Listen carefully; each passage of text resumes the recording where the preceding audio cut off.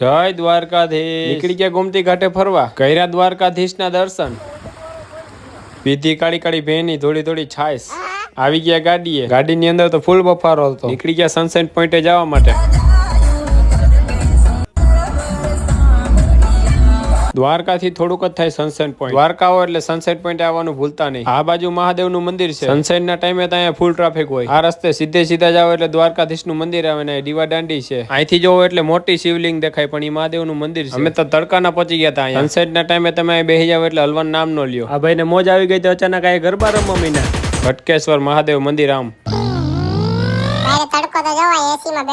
પહોંચવા આવ્યો તો શિવલિંગ વાળા મંદિર પાસે। દરિયા કાંઠે મોટા પાણા રાખ્યા, મોજા એટલા ઊંચા આવે ને કે આ રસ્તો બંધ કરી દે। પહોંચી ગયો મંદિર અને કર્યા મહાદેવના દર્શન। અહીંયા જોયો મોટો શંખ। દરિયા કાંઠે આવીને જોયું તો હેવાર જામેલ હતો। અહીંયા નીચેની સાઈડમાં છે ને આખાઈમાં સેવર હતો। જવું હોય તો ધ્યાનથી જવું પડે। અહીંયા મોરે મોરો આવવાની તૈયારી હતી। હાલો મહિલા બીજા મિની બ્લોકમાં તાલાગન